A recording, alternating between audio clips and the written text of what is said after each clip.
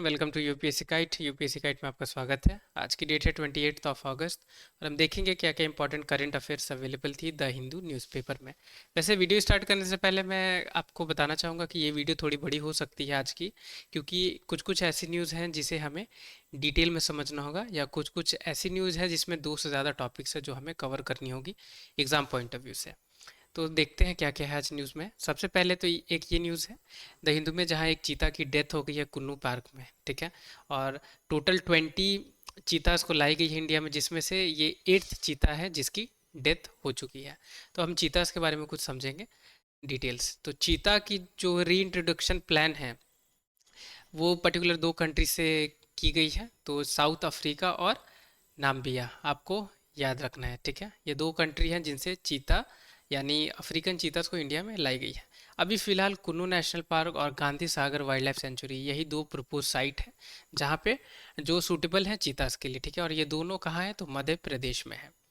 तो अभी पूरी वर्ल्ड में सिर्फ दो ही टाइप की चीतास मिलती हैं, अफ्रीकन चीतास और एशियाटिक चीतास। अब हम एक एक करके इनकी स्टेटस देखेंगे। तो अफ्रीकन चीतास की स्टेटस है वर्नेरेबल, याद रखनी है। और ये पूरी अफ्रीका यानी अक्रॉस अफ्रीका ये मिलती है। एशियाटिक चीता की स्टेटस है क्रिटिकली एंडेंजर्ड, और ये सिर्फ और सिर्फ ईरान में मिलती है।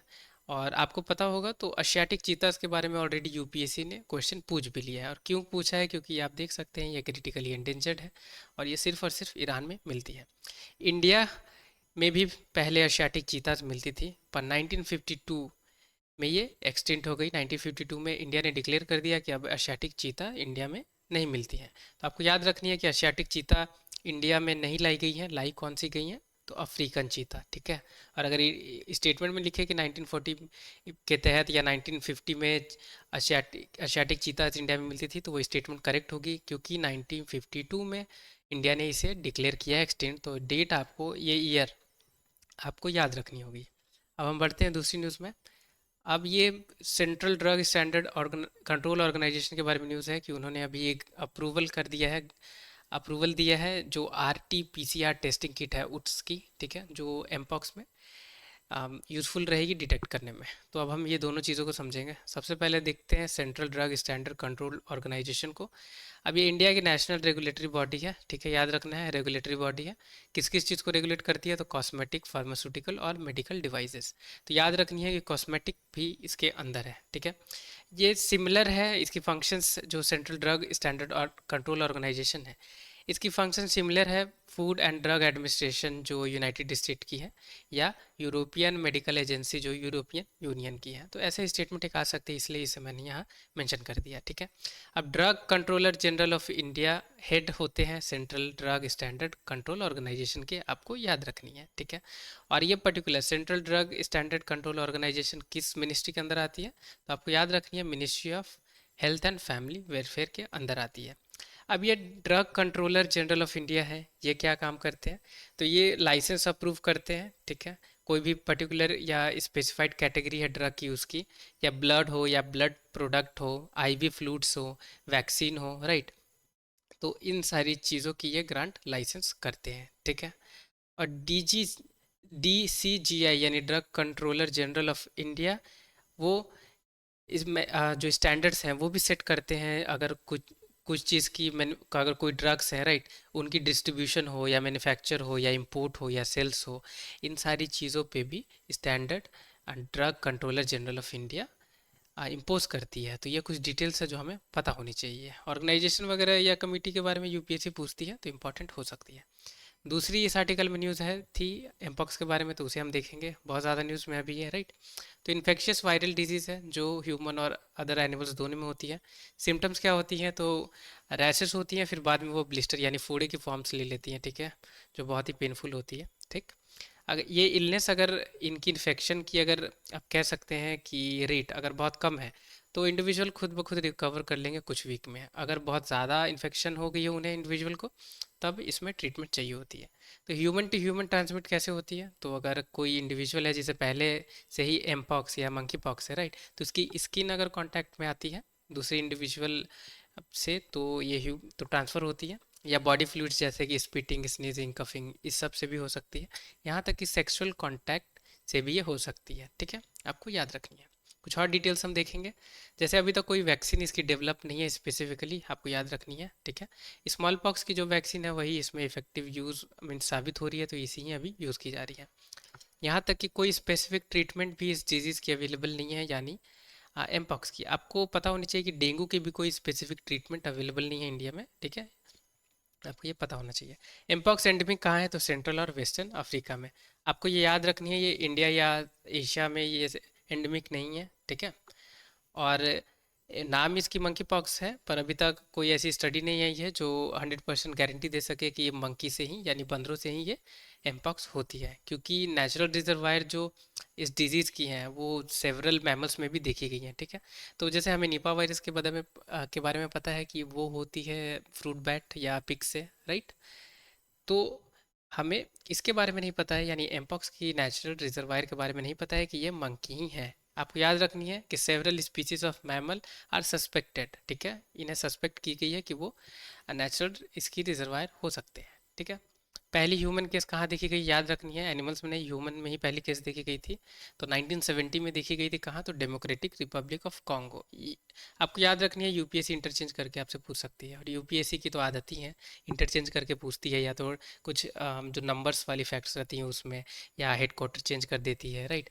या ये सारी जो फैक्ट्स है कि ह्यूमन में नहीं, ये एनिमल में देखी गई है या इंडिया में देखी गई है, ये एंडेमिक इंडिया की है कहीं और की नहीं है, तो ऐसी ट्रिक करती है यूपीएससी, तो हमें पता होना चाहिए। अब आगे बढ़ते हैं। इंडिया ब्राज़ील की मीटिंग चल रही है, राइट, अभी विजिट पे है, यह बात आपको मैंने बताई हुई थी, न्यूज़ में कवर थी, राइट। तो इसने इस पर्टिकुलर मीटिंग में G20 की बात की गई है, तो दोबारा हम G20 को देखेंगे, ठीक है। एक दो दिन पहले ही हमने देखा हुआ, पर अब क्या कर सकते हैं, एग्ज़ाम के लिए इम्पोर्टेंट है और न्यूज़ में है, तो हमें ये दोबारा देखना ही है। अगर आपको पता होगी तो रिवाइज हो जाएगी आपकी, तो कोई इशू नहीं है, ठीक है। तो G20 या group of 20 inter governmental forum है, याद रखनी है, ठीक है। क्या काम करती है, तो ग्लोबल इकोनॉमी हो या इंटरनेशनल फाइनेंशियल स्टेबिलिटी की बात हो, या क्लाइमेट चेंज मिटिगेशन हो, या सस्टेनेबल डेवलपमेंट की कुछ बात हो, उस सारी इश्यूज पे ये वर्क करती है। G20 को कंसिडर किया जाता है कि वर्ल्ड की लार्जेस्ट इकोनॉमी इस ग्रुप के अंदर है। ये कुछ फैक्ट्स है जो हमें पता होनी चाहिए, यूपीएससी पूछ सकती है इंटरचेंज करके। तो 80% वर्ल्ड की जो ग्रॉस प्रोडक्ट है वो ये कवर करती है ग्रुप। 75% इंटरनेशनल ट्रेड को ये कवर करती है। 2/3 ग्लोबल पॉपुलेशन को ये कवर करती है, और 60% वर्ल्ड की जो लैंड एरिया है वो ये कवर करती है, क्योंकि ये जो G20 ग्रुप है बहुत बड़ी बड़ी इसमें कंट्रीज एडेड है, राइट। अब G20 फाउंड कब हुई थी, तो 1999 में, आपको याद रखनी है, 1999 में ये हुई थी। और 18th जी समिट इंडिया के द्वारा कंडक्ट की गई थी 2023 में। 24 में यूपीएससी ने नहीं पूछा, न्यूज़ में है 25th, यानी अगले ईयर आपकी एग्ज़ाम में पूछ सकती है, ठीक है। और G20 की जो 18 समिट हुई थी, इसमें अफ्रीकन यूनियन को as a 21st member add किया गया है, आपको याद रखना है। अब इंडिया, रशिया, साउथ अफ्रीका और टर्की, ये जो चारों कंट्री है ये ग्रुप 2 में आती है G20 की, आपको याद रखनी है। यूपीएससी पूछ सकती है कि ग्रुप 1 में इंडिया आती है, राइट, तो वो गलत हो जाएगी। G20 की कोई परमानेंट सेक्रेटेरिएट या हेडक्वार्टर्स नहीं है, ये आपको याद रखना है। यूपीएससी बोल सकती है कि इसकी हेडक्वार्टर जिनेवा में है, लंदन में है, न्यूयॉर्क में है, कुछ भी बोल सकती है, ठीक है। पर इसकी सेक्रेटेरिएट भी नहीं है और हेडक्वार्टर भी नहीं है, क्योंकि जाहिर सी बात है ये फोरम है, ठीक है। अब बढ़ते हैं आगे। ये एक न्यूज़ अवेलेबल है जहां यूनाइटेड नेशन ने कहा कि चाइना बहुत प्रॉब्लमेटिक ह्यूमन राइट पॉलिटिक्स करती है अपनी शिंगजैंग जो प्रोविंस है वहां में मुस्लिम्स पे, ठीक है। तो हम देखेंगे office of united nation high commissioner for human rights के बारे में, क्योंकि इन्होंने ही ये बात कही है, ठीक है। तो ये डिपार्टमेंट है यूनाइटेड नेशन सेक्रेटेरिएट की डिपार्टमेंट है, कोई अलग से बॉडी नहीं है, याद रखनी है, ठीक है। काम क्या करती है, तो प्रमोट और प्रोटेक्ट करती है ह्यूमन राइट्स को, ठीक है। जो भी इंटरनेशनल लॉ में है या universal declaration of human right of 1948 act में है, ठीक है, उन सब को ये प्रोटेक्ट और प्रमोट करती है। इस्टेब्लिश कैसे ये ऑफिस हुई थी, तो यूनाइटेड नेशन जनरल असेंबली के द्वारा, कब, तो 1993 में। और ये कैसे हुई थी, तो world conference on human right हुई थी 1993 में, ठीक है। तभी ये पर्टिकुलर कमिश्नर, ये जो office of united nation high commissioner for human rights आई थी, ठीक है। हेडक्वार्टर्स कहाँ है, तो आप याद रख सकते हैं जिनेवा स्विट्जरलैंड में है। ये बेसिक चीज़ है, ठीक है। अगर यूपीएससी आपसे इसके बारे में अगर नहीं पूछती है, तो चांसेस है कि यूपीएससी आपसे हमारी जो इंडिया की नेशनल ह्यूमन राइट कमीशन है उसके बारे में आपसे पूछे। तो अब हम देखते हैं क्या क्या ऑब्जेक्ट्स हैं, ठीक है, ऑब्जेक्टिव्स क्या क्या है O H C H R की, ठीक है। वैसे इतनी सारी ऑब्जेक्ट है, टोटल 12 हैं, तो यूपीएससी तो सब तो नहीं पूछेगी। एक बार मैं रिपीट आपके लिए रीड आउट कर देता हूँ ताकि अगर आपको याद रहे तो आप उसे सॉल्व कर पाए, ठीक है। प्रमोट क्या करती है, तो जाहिर सी बात है ह्यूमन राइट को ये प्रमोट करती है, ठीक है। और फोकस करती है या ज़्यादा से ज़्यादा जोर देती है इंपॉर्टेंस जो भी ह्यूमन राइट्स हैं जो इंटरनेशनल और नेशनल लेवल पे ज़रूरी हैं, ठीक है, उस पर ये फोकस करती है। इंटरनेशनल कॉपरेशन जो भी ह्यूमन राइट्स की है उसको ये प्रमोट करती है और कोऑर्डिनेट करती है जो भी ह्यूमन राइट्स की एक्शन है थ्रू यूनाइटेड नेशन सिस्टम, ठीक है। प्रमोट करती है जो भी यूनिवर्सल रेक्टिफिकेशन है या इम्प्लीमेंट अगर करनी होगी इंटरनेशनल स्टैंडर्ड पे ह्यूमन राइट्स उसे, ठीक है। कोई भी नॉर्म्स अगर रहेगी ह्यूमन राइट्स से रिलेटेड उस पे ये वर्क करेगी। सपोर्ट करती है ह्यूमन राइट्स ऑर्गन या जो भी ट्रीटी है ह्यूमन राइट्स की उसे। रिस्पॉन्ड करती है अगर कोई भी सीरियस वायलेशन हो रही है ह्यूमन राइट्स की उस चीज़ उस कंट्री या उस पर्टिकुलर सब्जेक्ट पे। और प्रिवेंटिव मेजर्स भी लेती है ह्यूमन राइट एक्शंस के रिगार्डिंग, ठीक है। प्रमोट करती है अगर इस्टेब्लिशमेंट करनी हो या इस्टेब्लिश करनी हो अगर कोई भी नेशनल ह्यूमन राइट्स इंफ्रास्ट्रक्चर है उसे। और ह्यूमन राइट्स फील्ड की एक्टिविटी में ये वर्क और ऑपरेशन अपनी चलाती है, ठीक है। एडुकेशन भी प्रोवाइड करती है, एडवाइजरी सर्विस और टेक्निकल असिस्टेंट भी ह्यूमन राइट्स में।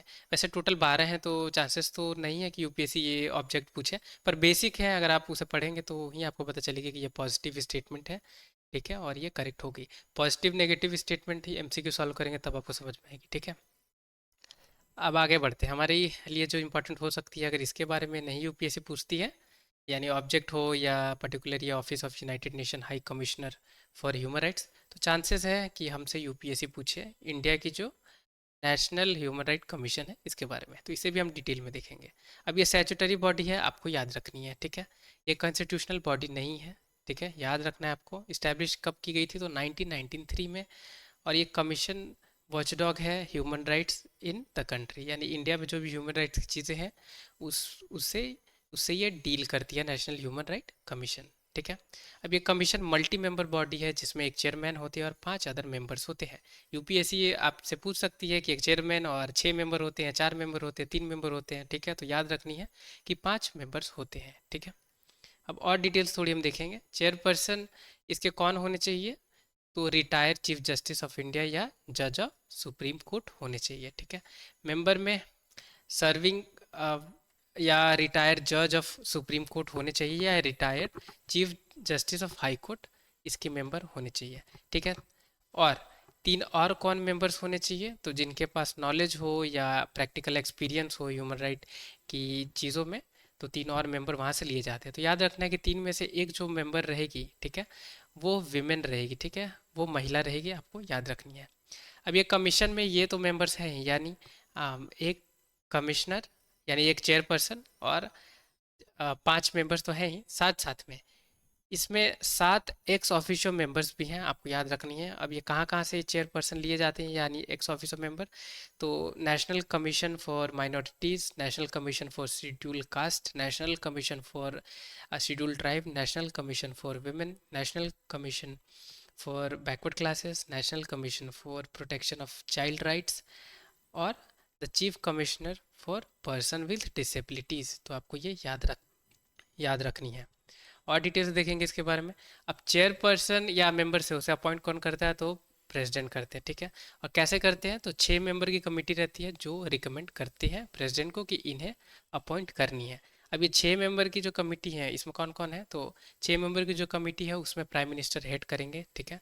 स्पीकर ऑफ लोकसभा रहेंगे, उसमें डिप्टी चेयरमैन ऑफ राज्यसभा रहेंगे, leader of opposition in both the houses of parliament, ठीक है। और सेंट्रल होम मिनिस्टर इसमें रहेंगे। आपको ये याद रखनी है, यूपीएससी अगर कमीशन के बारे में नहीं पूछती है तो आपसे पूछ सकती है कि कमीशन की जो मेंबर्स है उन्हें अपॉइंट जिस कमेटी को द्वारा की जाती है, यानी 6 मेंबर की कमेटी जो इसे अपॉइंट करती है इन मेंबर्स को, उसमें कौन कौन से आ, है इंडिविजुअल्स जो रिकमेंड करते हैं। तो वैसे आपसे पूछ सकती है कि प्राइम मिनिस्टर है इसमें, स्पीकर ऑफ लोकसभा है, डिप्टी चेयरमैन ऑफ राज्यसभा है, राइट, ऐसा करके पूछ सकती है कि 6 मेंबर में कौन कौन है जो नीचे दिए गई ऑप्शन है उसमें से। तो वैसे हमें याद रखना होगा। चेयरपर्सन और मेंबर कितने ईयर के लिए ऑफिस होल्ड करते हैं, तो बहुत इंपॉर्टेंट है, 3 ईयर्स यानी 3 साल के लिए करते हैं, या उनकी एज 70 ईयर्स अगर अटेंड हो गई हो यानी फुलफिल हो गई हो 70 ईयर, तब तक, जो दोनों में से जो भी अर्लियर होगी, ठीक है, तब तक ये ऑफिस होल्ड कर सकते हैं। प्रेसिडेंट रिमूव, अपॉइंट भी प्रेसिडेंट करते हैं और रिमूव भी चेयरपर्सन या मेंबर्स है उन्हें करते हैं। और आपको पता होगा कि गवर्नर को भी अपॉइंट करते हैं प्रेसिडेंट, और रिमूव भी प्रेसिडेंट ही करते हैं, ठीक है। तो ये कुछ डिटेल्स हैं, और इसमें एक चीज़ और मैं आपको बताना चाहूँगा इंपॉर्टेंट आपके लिए। यहाँ पे क्या है कि it is a statutory body, ठीक है। अब पूरी पॉलिटी में, लक्ष्मीकांत की पॉलिटी में मेंशन है कौन कौन सी बॉडी कमीशंस है स्टैट्यूटरी और कौन कौन सी है कॉन्स्टिट्यूशनल, ठीक है। ये आप अच्छे से एक बार देख लें, क्योंकि यूपीएससी ने पूछा हुआ था एक बार कि नीचे दिए गई कौन कौन सी कमीशन कॉन्स्टिट्यूशनल है, ठीक है। वैसे मैं आपको, अगर उसी टाइप की क्वेश्चन अगर यूपीएससी पूछती है, एक बार तो पूछ ली उसने कि कॉन्स्टिट्यूशनल बॉडी कौन कौन है, अगर इस क्या पता इस बार आपसे पूछ दे कि स्टैट्यूटरी बॉडी कौन कौन है, तो वो हमें पता होनी चाहिए, ठीक है। कौन कौन सी कमीशन स्टैट्यूटरी है, तो आप एक बार वो लिस्ट देख लें। अब बढ़ते हैं आगे। ये पर्टिकुलर एक इमेज आई हुई है, ये है जाइंट पांडा, ठीक है, जिसने अभी जन्म लिया है जर्मनी की जू, जो बर्लिन में है वहाँ पे, ठीक है। तो अब इसके बारे में हम देखेंगे। अब जाइंट पांडा, इसे पांडा बियर या सिंपली पांडा भी कही जाती है, ठीक है। ये एंडेमिक कहाँ है, तो चाइना में है, ये चाइना की एंडेमिक है, आपको याद रखनी है, ठीक है। स्टेटस इसकी आप देख लें, वर्नेरेबल है, IUCN स्टेटस इसकी वर्नेरेबल है, और साइट्स में ये अपेंडिक्स 1 में है, ठीक है। माफ़ी चाहूँगा यहाँ इरेज हो गई है, 1 है, ठीक है, अपेंडिक्स 1 में है जाइंट पांडा। अब इसकी दो सब स्पीसीज हैं, ठीक है, जो अभी तक रिकनाइज है, आपको याद रखनी है, दो इसकी सब स्पीसीज हैं, ठीक है। वो कैसे रिकनाइज की गई हैं, तो उनकी मेजरमेंट पे और उनकी कलर पैटर्न पे। तो एक जो पांडा है वो, आप कह सकते हैं वो कम्प्लीटली ब्राउन कलर की है, ठीक है। जैसे पांडा जनरली, जाइंट पांडा आपने देखा होगा ब्लैक और वाइट कलर की होती है, राइट, पर वो थोड़ी सी डार्क ब्राउन और ब्राउन कलर की है, ठीक है। अब जाइंट पांडा पहले साउथ ईस्ट एशिया यानी म्यांमार से लेकर नॉर्थ वियतनाम तक ये मिलते थे, ठीक है। ये पहले की बात की गई स्टेटमेंट आ सकती है, इसलिए मैंने मेंशन कर दिया है। अभी कहाँ कहाँ हम जाइंट पांडा देख सकते हैं, हालांकि ये एंडेमिक तो चाइना में है, पर ऑस्ट्रेलिया या Austria, Belgium, Denmark, Finland, France, Germany, Indonesia, Japan, यहाँ भी ये मिलती है। तो अगर ऐसी स्पेसिफिक अगर स्टेटमेंट आती है कि नहीं ये सिर्फ चाइना की एंडेमिक है, तो सिर्फ चाइना में देखने को मिलती है, तो वो गलत स्टेटमेंट हो जाएगी, ठीक है। अब ये, अगर जाइंट पांडा के बारे में अगर नहीं पूछती है यूपीएससी, तो आपसे रेड पांडा के बारे में पूछ सकती है, तो रेड पांडा के बारे में भी हमें पता होना चाहिए। तो रेड पांडा को लेजर पांडा भी कही जाती है, ठीक है। नेटिव कहाँ की है, तो ईस्टर्न हिमालय और साउथ वेस्टर्न चाइना, तो ये दो जगह की ये नेटिव है, आपको याद रखनी है, ठीक है। सिर्फ इंडिया की ये नेटिव नहीं है, यानी ईस्टर्न हिमालय में। अब दो करेंटली रिकग्नाइज सब स्पीसीज हैं इसकी, एक तो हिमालयन रेड पांडा हो गई और एक चाइनीज रेड पांडा, ठीक है। चाइनीज रेड पांडा के बारे में आपसे नहीं पूछेगी, क्योंकि इंडिया में तो हिमालयन रेड पांडा मिलती है, राइट, तो इसके बारे में आपसे पूछेगी। अब स्टेटस इसकी आप देख लेते हैं, तो इंडेंजर्ड है IUCN में, ठीक है, इंडेंजर्ड है, और साइट्स में अपेंडिक्स 1 में है, आपको याद रखनी है। अब ये इंडेंजर्ड है, और रेड पांडा क्या है, ये वर्नरेबल है, आपको, सॉरी, जाइंट पांडा क्या है, तो ये वर्नरेबल है, आपको याद रखनी है। अब रेड पांडा कहाँ कहाँ इनकी हैबिटेट जोन है, ठीक है, तो सिक्किम, वेस्ट बंगाल और अरुणाचल प्रदेश इन इंडिया, ठीक है। तो ये इमेज है, ये आप देख सकते हैं, ये है रेड पांडा, ठीक है। उतनी बड़ी नहीं होती है, मेनली ट्रीज में ही ये रहती है। ये है रेड पांडा। अब आगे बढ़ते हैं, इसके बारे में आज कुछ जानकारी देखेंगे हम। अब रेड पांडा हम कौन कौन सी नेशनल पार्क में देख सकते हैं, यूपीएससी पूछ सकती है कि रेड पांडा कौन कौन सी नेशनल पार्क में हम देख सकते हैं इंडिया में। तो कंचनजंगा नेशनल पार्क जो सिक्किम में है, नौकरेक नेशनल पार्क जो मेघालय में है, पलपक्रम नेशनल पार्क जो मेघालय में है, और Singalila national park West Bengal, Neora valley national park West Bengal, और नामदफा नेशनल पार्क अरुणाचल प्रदेश। वैसे नामदफा नेशनल पार्क न्यूज़ में थी, राइट, यहाँ नामदफा फ्लाइंग स्क्वायरल मिलती है, जिसे मैंने आपके साथ डिस्कस किया हुआ था, ये इंपॉर्टेंट है। और एक काजीरंगा, ठीक है, वो दो नेशनल पार्क न्यूज़ में थी, तो उसे आप सेपरेटली ज़रूर एक बार चेकआउट करें, ठीक है। ये इंपॉर्टेंट थी हमारे लिए, हमें पता होना चाहिए। आगे बढ़ते हैं। तो इस वीडियो में इतनी थी, thank you so much. Video अगर आपके लिए यूज़फुल हो या आपको ढेर सारी नॉलेज मिली हो, जो जाहिर सी बात है आपको मिली ही होगी, तो आप ये वीडियो को लाइक ज़रूर करें। चैनल पर नए हैं, आप तक सब्सक्राइब नहीं किया, तो प्लीज़ चैनल सब्सक्राइब करें, क्योंकि आपकी यूपीएससी की जर्नी में ये बहुत यूज़फुल एक यूट्यूब चैनल है। Thank you so much, till the time के लिए take care, have a great day ahead.